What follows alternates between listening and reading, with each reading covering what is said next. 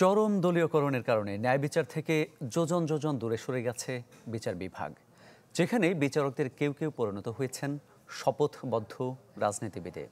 তাই সমগ্র বিচার ব্যবস্থায় ব্যাপক সংস্কারের বিকল্প নেই। বিচার বিভাগের স্বাধীনতা নিয়ে ডেইলি স্টারের আলোচনায় এসব বলেন আলোচকরা।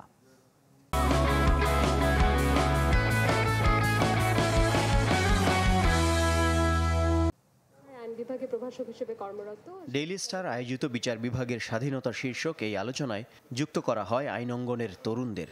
ছিলেন তরুণ আইনজীবী, আইনের শিক্ষক, লেখক ও অ্যাক্টিভিস্টরা। বিচার বিভাগের দলীয়করণ, কথায় কথায় রিমান্ড এবং রায়ে সরকারের হস্তক্ষেপ সহ নানা অসঙ্গতির কথা উঠে আসে তাদের আলোচনায়। ফজলে নূর তাপস বলেছেন যে একজন বিচারপতিকে উনি কিভাবে অপসারণ করে অপমান করে তাড়িয়ে দিয়েছেন সেটা উনি দম্ভ ভরে ওপেন মিডিয়ার সামনে বলেছেন। আমি কি করছি সেই জিনিসটা ল অনুযায়ী আপনারা জাজমেন্ট করেন, কেন আপনারা সরকারের চাটুকারিতা করতে যাচ্ছেন বা কেন আপনারা সরকারের ভয় পাচ্ছেন? বিচার বিভাগকে স্বাধীন করতে হলে সংবিধান সংশোধন ও পুলিশ বাহিনীর সংস্কারের প্রস্তাব দেন কেউ কেউ।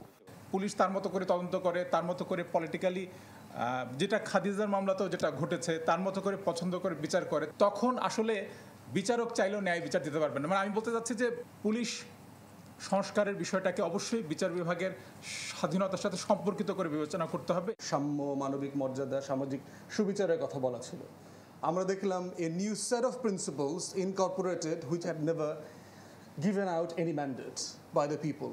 কনস্টিটিউশন তো একটা আকাঙ্ক্ষাকে রিফ্লেক্ট করবে জাতিকে, ন্যাশনাল টুলস অফ গভর্নেন্স। আসলে আমরা বুঝাইতে চাইছিলাম যে এখানে এক পরিবারের শাসন চলবে, আসলে বুঝাইতে চাইছিলাম শেখ পরিবারের জমিদারি এখানে প্রতিষ্ঠা করা হবে।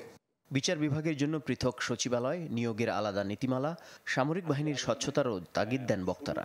স্পেসিফিক্যালি আমি যদি বলি মিলিটারির অ্যাকাউন্টেবিলিটি, তারা কি করছে, কিভাবে করছে, কখনো কোনো জুডিশিয়ারির কাছে সে অ্যাকাউন্টেবিলিটি বা তার প্রশ্ন কিন্তু আমরা কখনো উঠতে দেখি না। হাইকোর্টের জাস্টিসরা অবলীলায় বলছেন আমরা শপথবদ্ধ রাজনীতিবিদ। হ্যাঁ, শপথবদ্ধ রাজনীতিবিদরা কেউ কেউ থাকেন, তারা মন্ত্রী হয়ে শপথ নেন, প্রধানমন্ত্রী হয়ে শপথ নেন, বিচারপতি শপথ নেন, কিন্তু বিচারপতি রাজনীতিবিদ হলেন কি করে?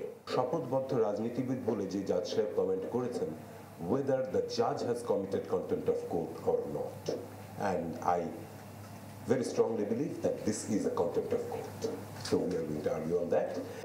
সাবেক প্রধান বিচারপতি সুরেন্দ্র কুমার সিনহাকে হেনস্থা করে দেশ থেকে বিতাড়িত করার সময় অন্য বিচারপতিদের নিরাপত্তার সমালোচনা করেন ডেইলি স্টারের সম্পাদক মাহফুজ আনাম। আমাদের চিফ জাস্টিস সিনহা সাহেবকে লিটারেলি লাথি মেরে বের করে দেওয়া হলো। এখন আমি সরকারের আচরণটা বুঝতে পারলাম, সরকার কিছু ছিল, বাট বিচার বিভাগের অন্য বিচারকরা কেন চুপ করে থাকলো?